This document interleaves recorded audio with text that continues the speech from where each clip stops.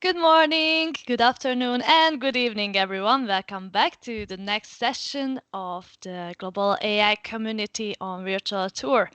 And I'm saying it like this, to say hi to everyone from all around the globe, because we have people from literally all around the world who are listening to us. So I'm really happy to have you all here. And we also have the new speaker here is Cassie. Hi, Cassie. How are you? I'm good. How are you? I'm really good as well. Wow, but you're in all pink now? Yes, well, because on Wednesdays we wear pink, so of course. It's even branded too. It's a Microsoft one. Oh, nice, cool. Yeah. So where are you from now? No, I mean, where are you now? Yeah, so I'm in Minnesota where I live. So, And United what? States. Yes, yeah. Okay, so and what is the time over there? It is 7 p.m. Okay, so it is getting in the evening as well for you too. Yes. So, well, Cassie is a cloud developer advocate at Microsoft and a .NET software engineer as well. But she enjoys working with literally every technologies, and she talks about it like that she likes to work with technologies with two-letter abbreviations like AI, ML, MR, VR, AR, XR, and but literally she can just work with anything that she finds, which is pretty cool. And so now that she is here, you might just get started with machine learning or would like to make your pipelines better. Now, I'd like to ask you, Cassie, to show us the data science processes, give us an introduction to Azure Machine Learning Designer, and also provide us some great tips and best practices for our machine learning journey. Are you ready? Can I give you the stage? Yes, I am ready. Cool. I forgot to mention though that my keyboard is also pink. So although it's not only pink on Wednesdays. So Oh, there is something I also forgot to mention. Feel free to ask questions on the chat.globalai.community. So take it away, Cassie. all right. Thank you. So as I said, I'm Cassie, and yes, I'm a cloud developer advocate at Microsoft, and I do love to play with a lot of different technologies.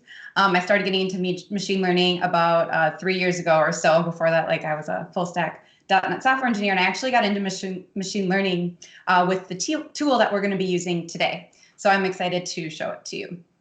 So all the resources that I'm going to be going over today, as well as the source code are available online. So definitely try to recreate and continue your journey after this. So here's the agenda for today. The first thing we're going to talk about is what is machine learning and when is it the right tool? In tech, we always have to make the decision of what is the right tool for the problem we're trying to solve. And machine learning isn't always the right answer, and sometimes it is. So we're going to talk about how you can kind of think about when you should use it. We're going to talk about Azure Machine Learning Service, which is a really amazing tool that Azure has. And then within it, we have the Azure Machine Learning Designer. And this allows you to build machine learning with little to no code.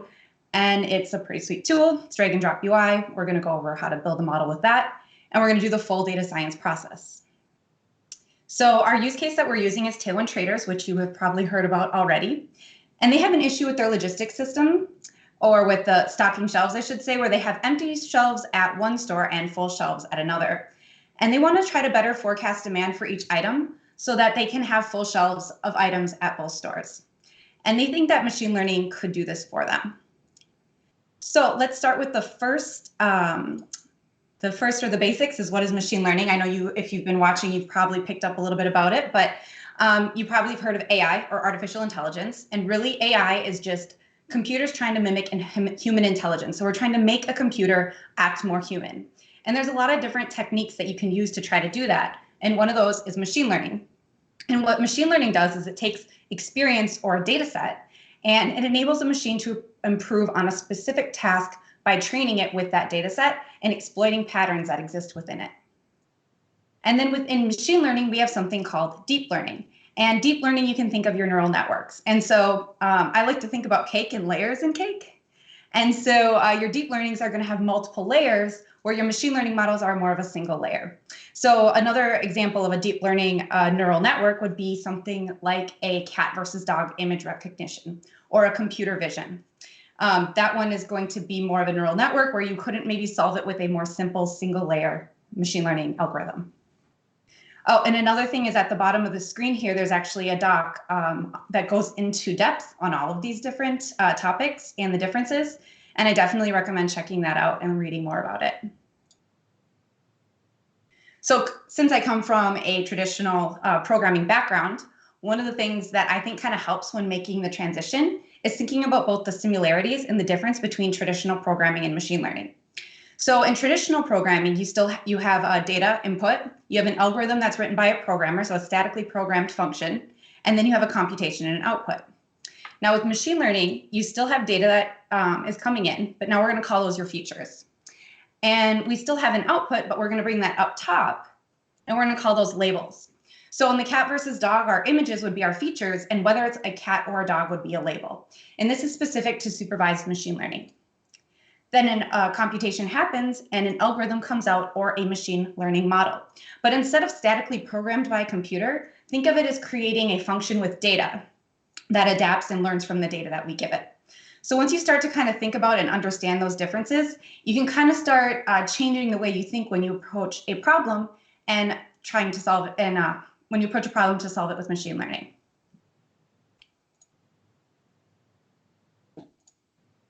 There we go.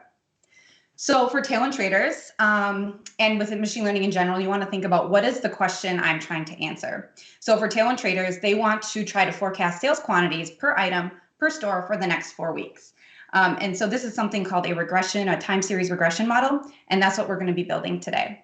But when you start thinking about the problem, start thinking what is a pointed question that you can answer with data. That's going to be your first step in starting to build the model. So what kind of questions is machine learning good at answering? We have a few laid out here, and I want to start first with on the side there. It's my left. I don't know if it's your right or left, but it's my left side.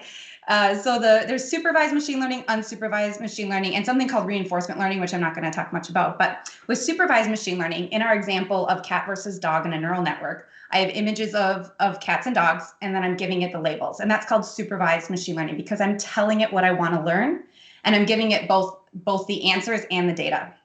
Now with unsupervised learning, it's a little bit different. I'm going to give it the data, but I'm going to ask questions of it without telling it explicitly what I want to learn.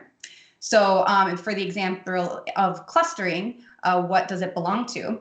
It's going to group like data items together, and I might find natural grouping and be able to find information about my data from that. And then in a supervised machine learning for regression, which is what we're doing today because we want to answer how much or how many, that would be a supervised because I'm going to give it data, give it patterns, and then help it find the existing patterns. So, and then there's classification. What class does it belong to? Those are like cat versus dog. Those would be considered classes.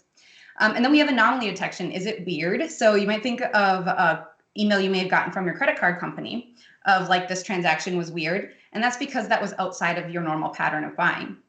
And then with recommendations, so it's actually categories under unsupervised learning, but you can do those with reinforcement learning and supervised learning. You can do them a lot of different ways, but think of a recommendation as if you log into a streaming service or you buy something from a retailer and then they start recommending other items. They could have done that by clustering you with similar users and then recommending based on their buying patterns as well. And that would be more of an example of an unsupervised recommendation system. So again, parallel to software development, we have our software development lifecycle. Well, with machine learning, we have the model building process. And the first step in that is to prepare data. We need data to build something. And so we need to find, select, and create data in order to feed that into our algorithm. We're going to apply different pre-processing, like making sure we have enough data, filling any null values.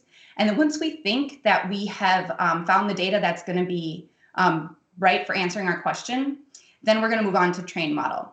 And the other thing is about when you're thinking about what data you need, think about how you make that decision. Like what data points would you look at? Or if you're talking to a subject matter expert, what data points do they use to make that decision?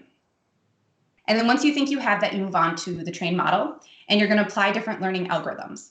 And this is really a trial and error process. We'll talk a little bit more about how you pick an algorithm, but there's lots of different types of regression. So we'll go into that a little bit, but you really try different ones and see what works. From there, you want to test the model. So once you think you got something that's working well, you want to select your candidate model, and then you're going to test that on unseen data. And it's really important to use unseen data because you could actually look like you're getting really, really good results, but the model kind of memorizes the data you give it. And so if you give it that same data again, it could perform really, really well. And then you could deploy that model production thinking, I'm so amazing and my model works great, and it could completely fail. So it's really, really important to test on unseen data. Another thing that can happen in the testing mode, if you didn't use unseen data, is overfitting. So if you don't have enough data and it overfits to the patterns that exist, again, when you're testing, it's going to look like it's performing well. And when you deploy it, you're going to be sad. So once you get to the past the test point, and you think you have a good enough model, then you deploy that to an API and you consume it by an application. So we're going to start with that first step of prepare data for Tailwind Traders. And we are going to do something called feature engineering. And feature engineering is really just the process of using domain knowledge of the data to select and create features. And that just is a fancy way of saying we need to find data that's going to help. And we need to maybe create some features, grab external features, think about all the different ways that we can really teach a model to do something well. So the first thing Tailwind Traders needs to do is find and validate there is enough data. So they want to make sure that they have at least a year's worth of data, which we do. They have 3 years worth, so we're good there. And then we're going to look at some external factors. So grabbing external data that could improve the model. So we're going to grab an economic index that helps give us some insight on the economic climate. And then the other thing that we need to do is once we've added all these calculated values or these features, we need to add the 4 weeks, future weeks, to post those to our API to get a result or a prediction. So here are the data points that Tailwind Traders found that they can start with. So they have store ID, item ID, and time. Their time is by week, and then the value is the amount of items that were sold that week. So these are our 4 initial data points that they have that they can use. We're going to validate there's enough, like I said, which we have a year, and then we're going to fill any missing gaps or null values.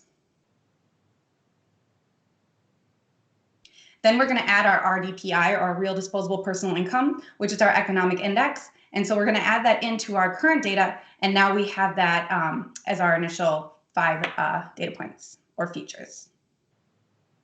So one of the cool things with machine learning is not only finding data, but creating data features from existing features or creating data to use for your model. So for Tailwind Traders, they're going to take the time, and since we're doing a time series model, and they're going to extract some new features here. So you're probably familiar with the first 2, like date and time, year, month, week of month. And you're familiar with, holiday features as well, which could affect sales. But there's something called for your features to capture our seasonality. And this might be something that might be new to you. So seasonality is really just our amount of time. So ours is weekly since our data is by week. And so our seasonality is weekly. And so we have 52 weeks in a year. So 52 is our seasonality. If you were doing hourly data, your seasonality would be hourly. And then the for-your features are just a mathematical formula to capture the up and down patterns that exist in the time. So think of it like frequency mapping is essentially what it's used for. Signal processing is another way that for-your features are used. And then we have our like features, and these are just values at prior time steps. So we're going to take our current week and we're going to grab 26 weeks previous and add it to our current row. And this is something called autocorrelation. So it's just giving us a snapshot or correlating the values that were happening previously on our current row of data. So now I want to take a look at how we can do that data processing. So that data processing can happen both in C# or Python or whatever language you're doing. And I'm actually going to show you both. So the first thing you'll see here is my Windows terminal, and I've navigated to the path of my C# application. I've done code dot, and that's going to open up VS Code with my project loaded. I just did that ahead because it takes a minute to load. And then here we can take a look at how we're doing that processing. So the first thing you'll see here is I'm going to get processed data for score. And I'm going to step into this function, and we're going to look at what that's doing.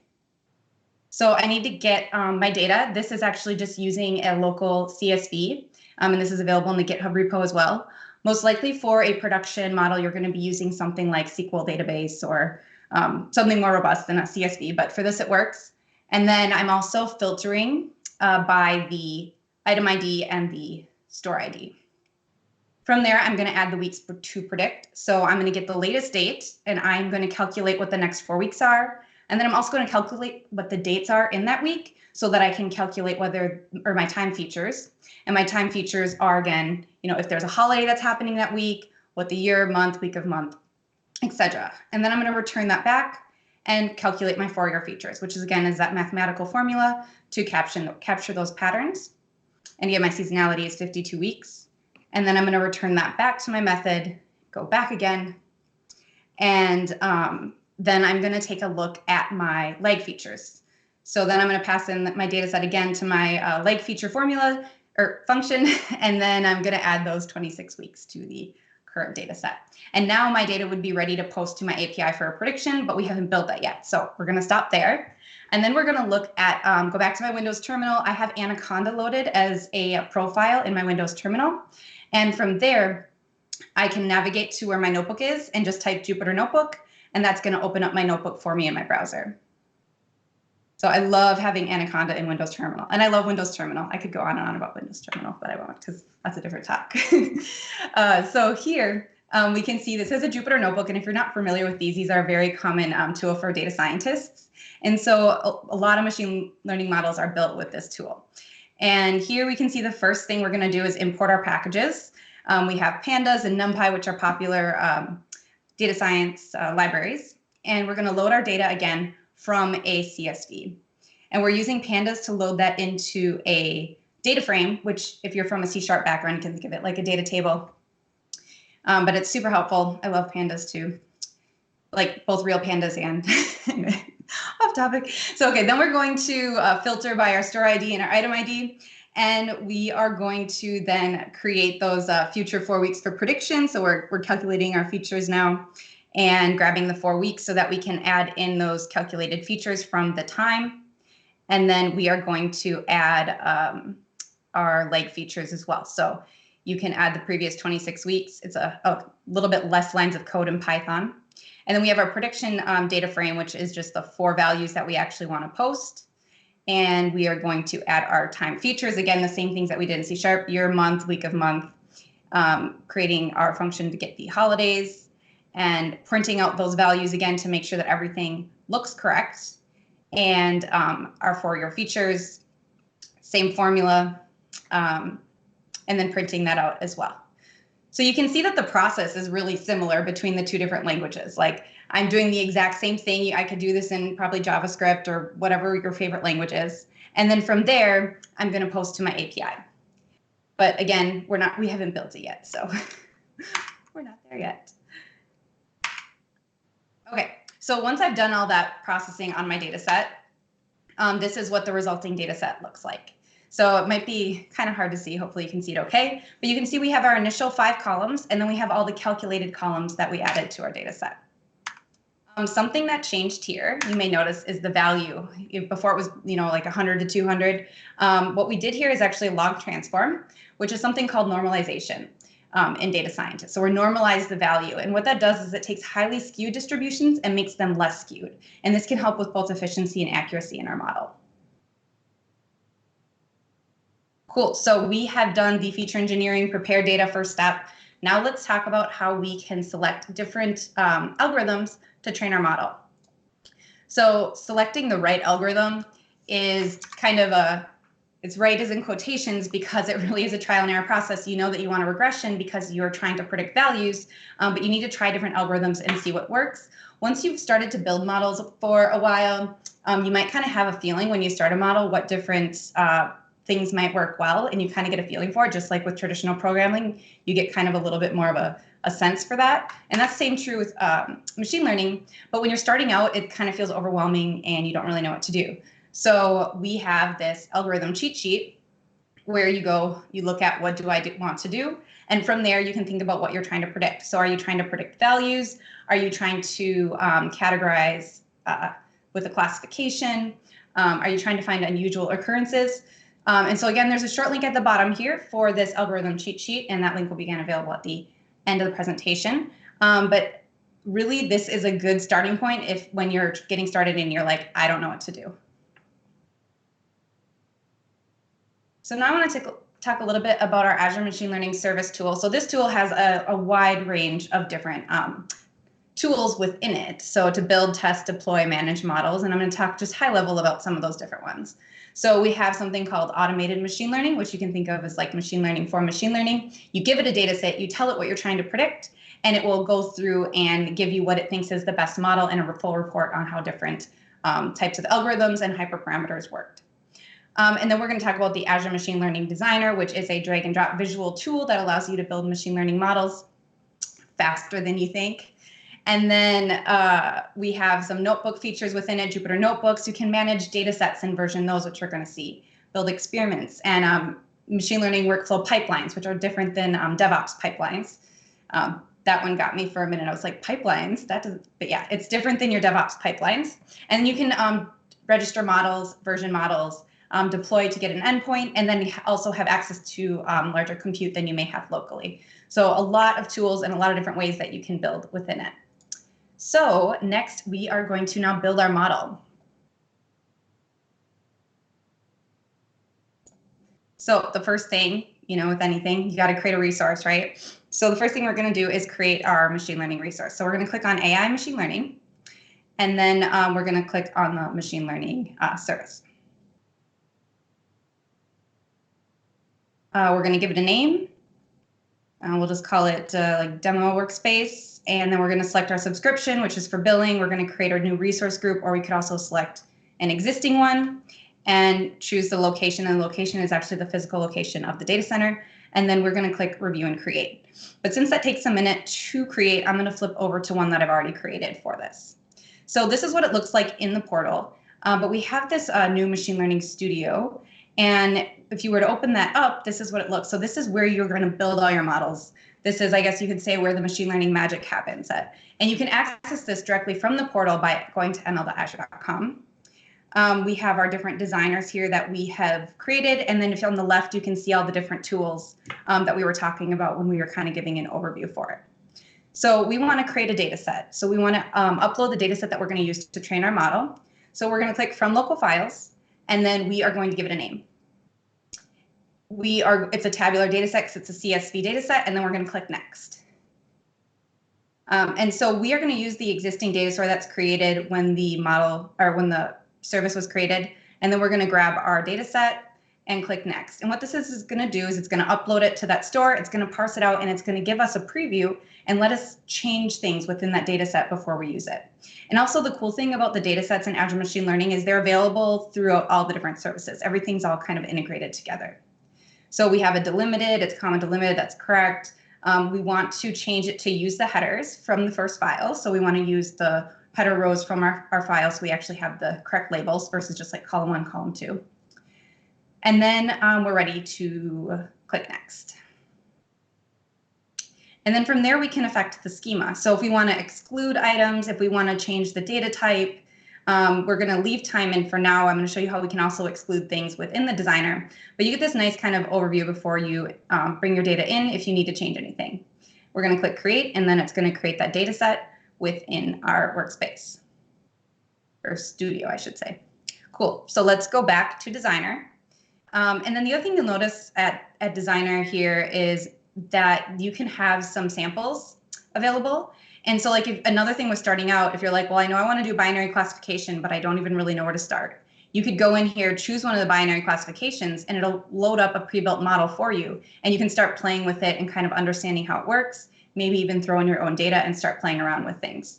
So those are another good way to kind of get started. But we want to create a new pipeline, so we're going to hit the plus sign. I'm going to minimize the left menu here so that we have a little bit more space on our canvas to build out our model. And then on the left-hand nav here, you'll see all these different segments, and these have different modules that we're going to use to build our model. So under data sets, we are going to grab Tailwind Traders data. I know I did the other one, but they're the same thing. And then under data input, we're going to look at the import data. So you may be thinking, I'm not going to upload a CSV every time I want to create a model. And you don't have to, because we have a way to import data from different data stores. So if I click new data store and I do open the drop down, I can see all the different Azure resources. So SQL database, data lake, file share, I can import from whatever service already has my data. But for this one, I'm going to delete that one out since we are going to use the CSV. So then within here, we have different data transforms available. We have something called SMOTE, which if you have some imbalanced data, meaning you have way too many of one class and not enough of another, it does a random resampling to try to level those out and balance your data. But we want to actually select the select columns in data set for this particular one. So the other thing with the imbalanced data is it can do issues with how it predicts. If you have imbalanced data, it's going to overly predict one particular item over another. But I'm going to select my data and I'm going to connect it to my select columns in data set. And then I'm going to look at the properties here and I want to select the column. So I'm going to go by name and then I'm going to add all. And I'm actually going to remove the time column because the time we've extracted all the values out of the time column and we don't really need it as part of our data set anymore. So we can click save. And then the other thing that's neat within our properties that we can do is on the left-hand side, there's a comments. And what happens when we enter comments here, it actually displays on the workspace itself or on the canvas. So these models can get large and complex. And if you have a lot of different select columns in data set, you might not know what each one is doing. And rather than clicking into each individual module, it will allow you to just get a good idea of what everything is doing. And it also can be helpful for if you're like presenting to non-technical users, you could use that as a way to show them what's happening step by step. So now let's take a look at some of the other features that we have, or other modules, I should say, on the left here. You can add custom scripts. You can use like Python or R. But one of the things that I think helps is being able to search. So rather than going through and expanding each one and looking for something, I know I want to split data, so I'm just going to search for split data and then connect that to my workspace. And I'm going to do a 70-30 split. So I'm going to do 70% of my data to train and 30% to score. Cool. Then I'm going to go back over here and I am going to look for my train model. And I also want to take a look at my machine learning algorithms. So if you see here, they're separated out by different types. And with the regression, we have classification, we have clustering, we have different ones within that. We have the recommendation, the anomaly detection, but we want to do regression. So we are going to grab the boosted decision tree. We're going to add that to our canvas and move our train model over a little bit here, connect that, and then connect in our 70% of our data to train our model. And you'll see it's kind of unhappy. That's because we need to tell it what we're trying to predict. And so we're trying to predict the value or the amount of items that the store needs to stock. So from there, we want to grab the score module. So we're going to add that in under the train. And we're going to connect our train model to our score module. And then we're going to grab split data and bring in that 30% of testing data into our score module. And so what that's going to show us is the scored labels or what it's predicting for each row. Then we want to grab evaluate because it's not really necessarily, we don't want to look at every single row and try to think of how that's performing overall, especially when you have a large data set. So we want to grab the evaluate model, which is going to give us additional statistics of how that's performing. So we need to select a default compute. I have one that I've already created. Also on the left-hand nav, there's a compute that you can go and create. You can click create new, but I'm just going to select the existing one that I have here, and then I'm going to submit and run my model. Once I hit submit, I need to select the experiment that I want to run. I could change the description, but I'm just going to go ahead and hit submit. So you'll see the little kind of time on icons while it's running. And then when it's done, you'll see the green check marks, and that means that I've ran my model. And then once I've done that, I can actually do some neat things. I can go into the properties, and I can look at some of the outputs and logs. So I can save it, I can view it, and I can also visualize it, which visualize is really neat because it's going to give me a snapshot of different columns and how they're distributed. So I can click on the year column, and here then I can get a visualization on how my years are distributed within my data. The other thing, so like with score, again, I can do the same thing here. I can visualize. And what this is going to show me is both the actual and the scored label is what it actually predicted. So those are my predicted values before they've been transformed back to full byte item values. In evaluate, I have the same thing, and I'm going to take a look at this. And what this is going to give me is more of like the big picture of how it's performing overall. So I have my error rates, and we want those to be low, which looks good. And then I have, you can think of that as the accuracy, which is high, which is what we want to see. Another neat thing within the properties on the right-hand side is we have links directly to the documentation. So if I'm using a module and I want to say like, what are these properties? How are they calculated? I want to learn more about that module. I can go directly to the docs and I can read a full documentation of what all of that is, which I think is really handy, and I actually used a lot when I first started using this tool.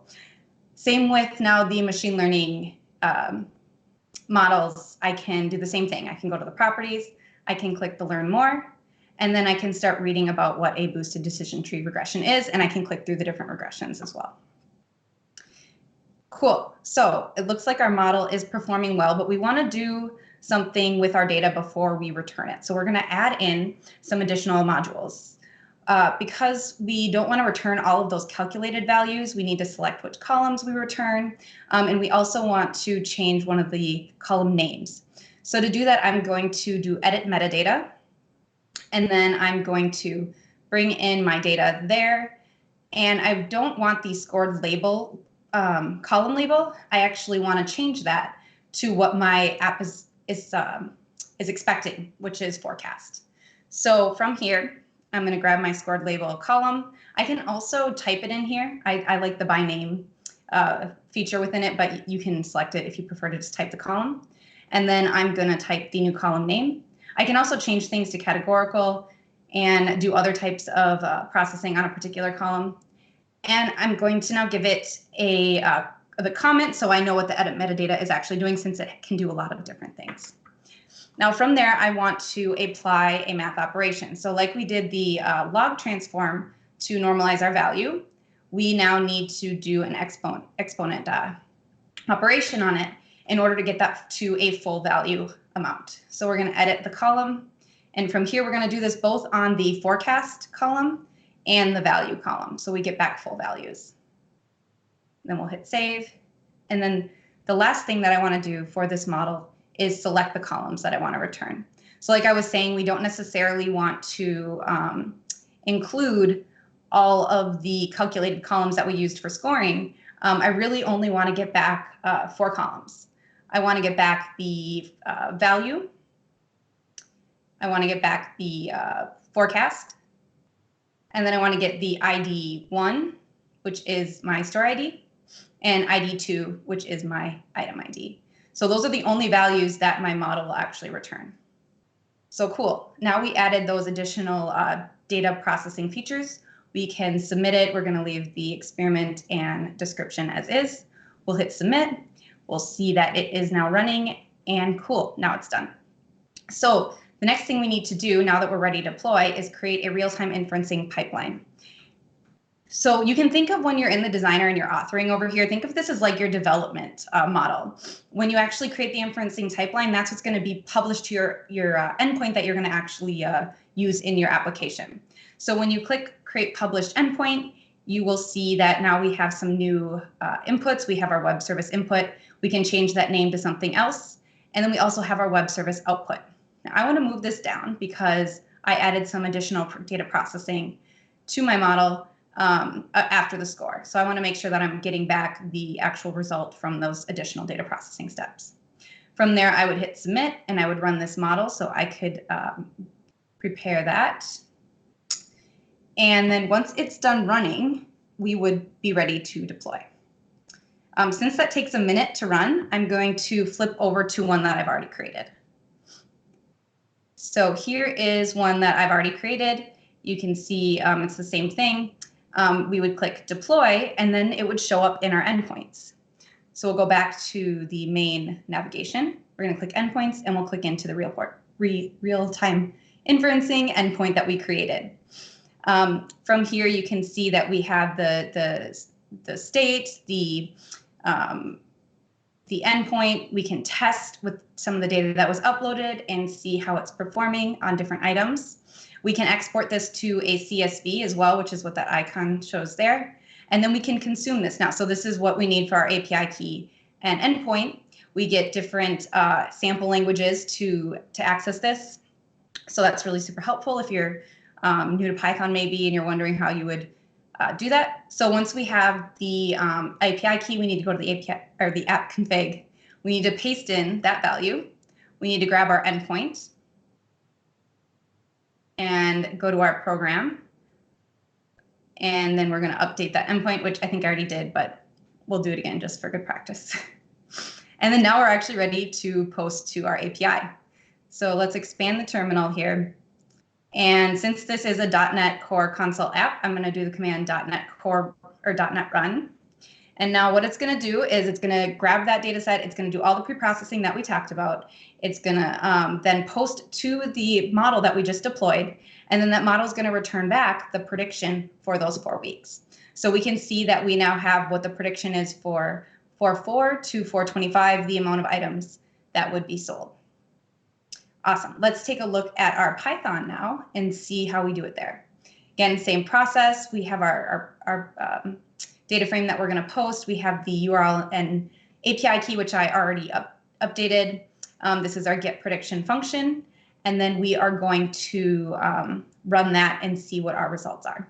Now, the dates in this one are actually 4 weeks earlier, so they're going to be different results, but we can still see, how that would happen. So we're posting each item, and we can see what the prediction is for item 1 and item 2. So it's working.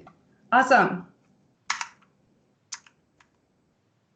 So we have went through the full model building process for Tailwind Traders. We went through and thought about what data points or features we needed to make a prediction. We selected a machine learning algorithm. We tested that model. We selected which one we thought was good enough, and then we deployed that to an API and consumed it, both from C# and Python.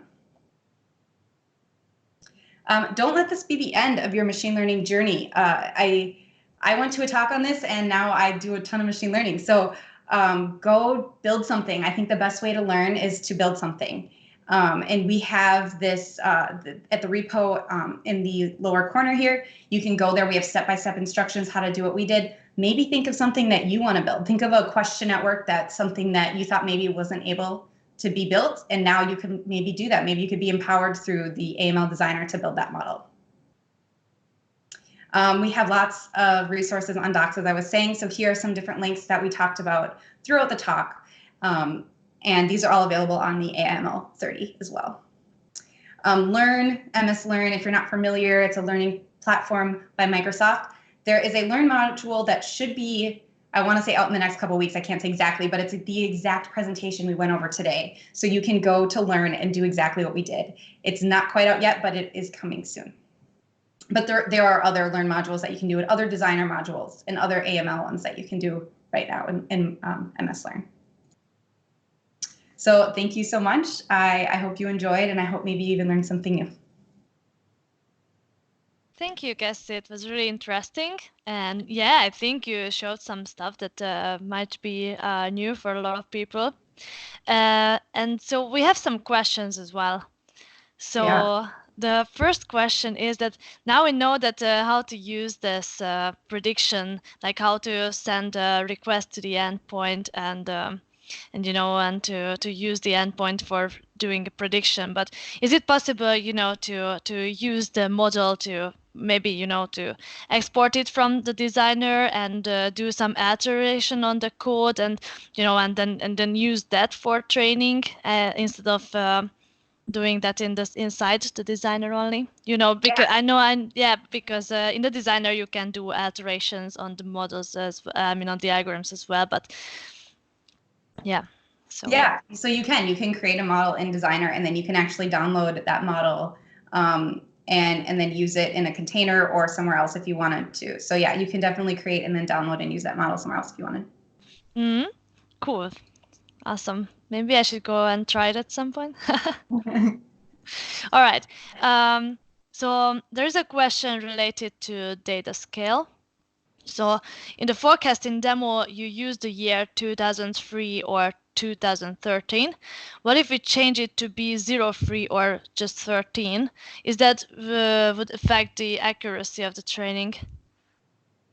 Yeah, you want to use the full year. I mean, you're going to get back, so it's still going to be able to map that time because it's going to be mapping that frequency based on the values you give it. So you probably could, but I think it's just best practice at this point, since Y2K, to use full years, full 24-digit years. Yeah. So, and you can do that type. That's kind of some of the data pre-processing that you might do before you put that into your application, right? Like we talked about all the different ways that you have to prepare and get your data ready to be put through a machine learning algorithm. So I think that would be one of those things that you would be doing in one of your pre-processing steps to prepare it. Mm-hmm. There is another question I want to give to you. Isn't AutoML available in the ML Designer? Automated machine learning is not available in the designer. I would use the automated. It's available within the Azure Machine Learning Service Studio, but it's not within it. It does have a hyperparameter tuning that you can use within. So if you're doing a neural network and you need to try different hyperparameters, there is a module that allows you to do that, which is it's not exactly like AutoML, because AutoML is doing everything where it's trying all these different algorithms. But yeah, I would think if you wanted to do AutoML, you could just use that tool within the Azure Machine Learning Studio. Thank you, Cassie. I think Amy had a question too. I do, Cassie. So I'm going to be the party pooper here and ask about costs. That is obviously a very, very cool tool. And so do I have to pay dearly for that? That is a really good question. I honestly don't know the cost. I'd have to look it up. Do you know, Eve? Because I know you've used the tool as well. Do you know what the costs are associated with it? I know you have to pay for the compute. Like when you run the training, you create the compute instance, and you're paying for that when it's being used. And then I guess that's probably what it is. It's that. So you create two compute ones, one for the training and one for the inferencing. So you take a Kubernetes service, which is how the endpoint is deployed. And so I think that it's just those two compute instances that you're paying for. So what the usage of that, but could be wrong. Sort of. It's so the thing is that the Azure ML service works like that. That it has a different type of versions, at enterprise and basic. Right. And there is a huge difference between these two because the designer is only part of the enterprise version. Right. Also the AutoML is only part of that. Right now, at least, I think, because I remember that when they started with this new environment, only the designer was in enterprise, and now the AutoML is there as well, I think, if I remember correctly, but that I'm not sure about. Anyway, no, that's a good point. It's the difference of the standard versus the enterprise of the Azure Machine Learning service. And so to get the designer and the AutoML, you need the enterprise version, but I don't know what the cost difference is associated with those two. No, I'm not sure either. I'm also using, this the MVP version of it. So that's I'm sure I don't know by heart, but we can look it up and yeah. Yeah, definitely something to look up. But I know a lot of our services do have free options right away too. I don't know if this one does, but to kind of try it out and see if it works for you and if it works for the problems you're trying to solve. So cool. Yes. Are there any questions, Amy? Yeah, actually, Cassie, you mentioned that I actually love the way you put it. You said, "Don't let this be the end," because this was just the start in some senses for you. You use this tool and then you got addicted. So tell everyone a little bit more about, because obviously, like, changing from pure .NET developer and I mostly work with you now on AI and machine learning. So how did you go about some of the learning of the theory? This is probably a bit more about you and less about the designer. Yeah, so there's actually two different types of learning styles, and it's called top down or bottom up, essentially. And if you start with the theory, that's where you get to go dive right into the math, and you do a lot more theoretical work before you actually build anything. And I'm a developer and I like to get my hands dirty and I like to jump right in. So I liked this tool because I could jump right in and start building something. And then I started peeling back layers and understanding more and more. So that's why I like to point out the documentation for each module because I could start learning about regression by reading the docs. So I actually kind of joke that I learned machine learning on docs.microsoft.com because I literally learned so much there. And then I started learning Python and doing some online courses to start filling out that knowledge. So it really did start with this. And I started and I just never stopped. And one of the cool things about switching from traditional development to machine learning is having like the understanding and scope of both and being able to use skills from both of those, because they're very, very similar, but yet they're like different at the same time. Like there's similarities and there are differences. And you can build some just really amazing things with AI. You can feel really super like empowered when you build a model and it starts working, just like you feel excited when you build an application and it starts working. But it's a little bit different with machine learning because it feels more magical. Like, I don't know what it is about it. Like, it just feels kind of magical when you build with it. Yes. That's how we explain always what we are doing. Well, just magic. Yeah. Definitely. So yeah, let's talk a bit about more about this designer and how to get started there and so on. So what would you suggest to those who are just getting into this, where to start? Because, for example, with the designer, you can learn a lot about the algorithms and all that, but I still believe that it is also a way to get to know how the architecture works behind these algorithms as well, and all the code and stuff. Could you tell us about this, please? Yeah, so I think like the best way to learn, like I said earlier, was by like doing. So for me, what I did is I just found a problem that I wanted to solve, and I just didn't stop until it worked. And then from there, I reverse engineered how I did it with Python and started learning Python and from the designer itself.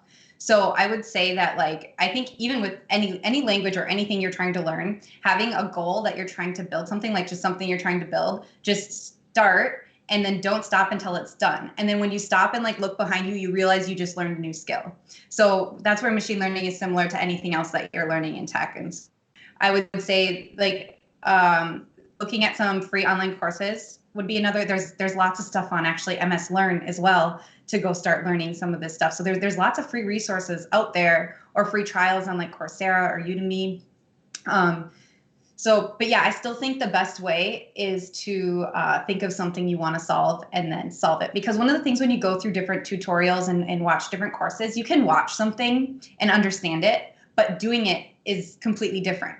So you can watch and be like, okay, yep, I understand. And then you go try to do it and you're like, and you'll have all these like errors or just different things that didn't come up in maybe what you were looking. And then that's when you actually start to learn. That's when your brain has to start pulling it apart, learning new things. Like I had an example when I first started, I didn't know what overfitting was, and I had this model and I'm like, I have 100% accuracy. And it's like, no, it was just like terribly overfitted. And I had no idea what that was. And so like I made a lot of mistakes, but when I made those mistakes, that's how I started to learn how to actually build it. Yes, and actually there is a story came to my mind. I have to tell this now because it's just hilarious. There are different types of learnings, right? One who is learning the practical part first, and one who is learning the theories after. I am this kind of person who is doing the practical part first, and I only started to learn about the theories when I went out to speak about these things. Yeah. And that was the time when the first time I heard about what is feed forward. I knew what is that. I mean, I knew what is that, but I never used this word before. so yeah, it is fun sometimes.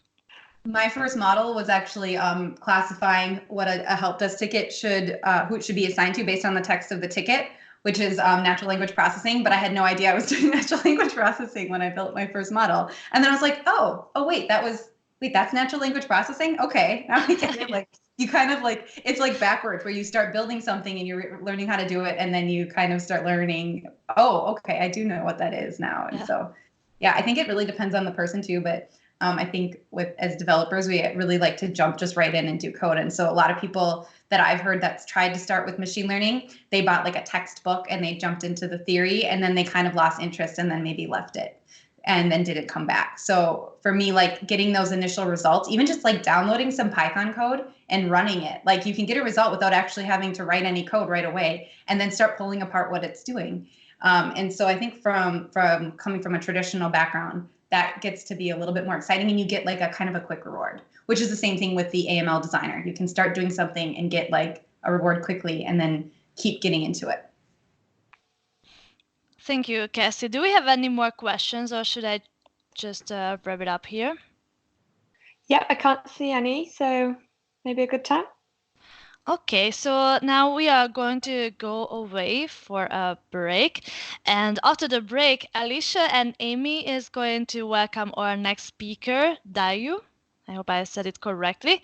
So now I log off, but you just stay tuned as some awesome sessions are up next. And thank you everyone for listening. And it was a great experience to be part of this event. Yes, Bye-bye. thank you so much for And everything. thank you, Cassie, for your session. It was awesome. Thank you.